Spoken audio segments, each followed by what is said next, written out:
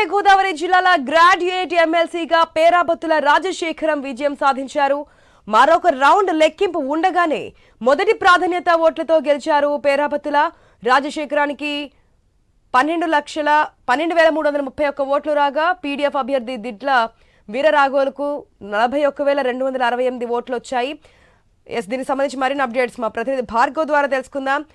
భార్గవ్, ఏ విధంగా చూడొచ్చు? మనం మొదటి నుంచి అనుకున్న విధంగానే మొదటి ప్రాధాన్యత ఓట్లతోనే ఒక రౌండ్ ఇంకా లెక్కింపు ఉండగానే విజయం సాధించారు. అక్కడ కోలాహలం ఏ విధంగా ఉంది? డీటెయిల్స్ ఏంటి? మరొక రౌండ్ లెక్కింపు మిగిలి ఉండగానే పేరాబత్తుల రాజశేఖర్ టీడీపీ ఎమ్మెల్సీగా గెలుపు దాదాపు ఖరారైన కూడా చెప్పుకోవచ్చు. ఇప్పటికే మ్యాజిక్ ఫిగర్ దాటి ఆయనకు ఓట్లు పోలయ్యాయి. మొత్తం 2,18,000 ఓట్లు పోలైన నేపథ్యంలో ఆయనకు ఎవరైతే ఉమ్మడి గోదావరి జిల్లాల గ్రాడ్యుయేట్ ఎమ్మెల్సీ స్థానానికి పోటీ చేస్తారు రాజశేఖర్ 1,12,331 ఓట్లు వచ్చాయి. ఆయన ప్రత్యర్థిగా పీడీఎఫ్ అభ్యర్థి దిడ్ల వీరరాఘవులకు 41,268 ఓట్లు పోలయ్యాయి. వీరిద్దరి మధ్య కూడా వ్యత్యాసం దాదాపు భారీగా కూడా 71,063 ఓట్ల వ్యత్యాసంతో రాజశేఖర్ ముందంజలో ఉండడంతో ఆయన గెలుపు అనేది కూడా అధికారికంగా ప్రకటించాల్సి మాత్రమే ఉందని చెప్పుకోవచ్చు. ఎందుకంటే అటు 2,18,000 ఓట్లలో దాదాపు 18,000 ఓట్లు ఇన్వాలిడ్ ఓట్లు కాగా 2 లక్షల ఓట్లలో మ్యాజిక్ ఫిగర్ 1,00,000 ఓట్లుగా ఉంది. ఈ తరుణంలో ఆయనకి ఇప్పటికే 1,12,000 ఓట్లు రావడంతో తొలి ప్రాధాన్యత ఓట్లలోనే ఆయన విజయం తన ఖాతాలో వేసుకున్నారు.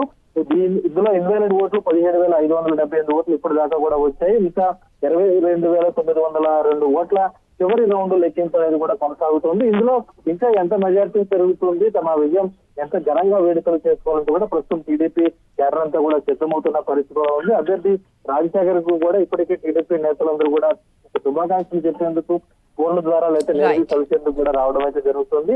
ఉదయం 8 గంటల నుంచి కూడా తొలి రౌండ్ విడుదలైన రాత్రి 12 గంటల నుంచి ఒక్కొక్క రౌండ్ లో కూడా దాదాపు ఇప్పటి వరకు 7 రౌండ్లు ముగిగా ప్రతి రౌండ్ లో 15,000, 16,000 మెజారిటీతోనే కొనసాగుతూ రాజశేఖర్ కూడా విజయం అనేది కూడా ఈ రోజు తన ఖాతాలో వేసుకోవడం జరిగింది. అటు పెద్ద ఎత్తున వామపక్షాల మద్దతు పూర్తిగా పోటీ చేసినటువంటి దిడ్ల వీరరాఘవులకు కూడా ఈ రోజు కనీసం 50,000 ఓట్లు కూడా రాకపోవడం, ఆ వామపక్షాల మద్దతు కానీ లేదంటే ఉద్యోగ ఉపాధ్యాయ సంఘాల మద్దతు కూడా ఏ మేరకు పనిచేయగలని చెప్పుకోవచ్చు. అధికార కూటమికి మాత్రం ఈ రోజు భారీ ఘన విజయం. ఎందుకంటే 2007 నుంచి గోదావరి జిల్లాలో గ్రాడ్యుయేట్ ఎమ్మెల్సీ స్థానానికి ఎన్నికలు జరుగుతున్న నేపథ్యంలో 4 సార్లు ఇక్కడ ఇప్పటితో కలిసి 4 సార్లు ఎన్నికలు జరిగాయి. అందులో 2 సార్లు పీడీఎఫ్ ఎమ్మెల్సీలుగా గెలుస్తూ వచ్చింది. ఒకసారి కలిసింది రవిచరణ్ వర్మ గెలిచారు. తొలిసారి తెలుగుదేశం పార్టీ నుంచి అభ్యర్థి పోటీ చేయడం, తొలిసారి ఈ స్థానాన్ని గ్రాడ్యుయేట్ ఎమ్మెల్సీ స్థానం టీడీపీ తన ఖాతాలో వేసుకోవడం కూడా గోదావరి జిల్లాలో ఒక కీలక పరిణామంగా కూడా చెప్పుకోవచ్చు.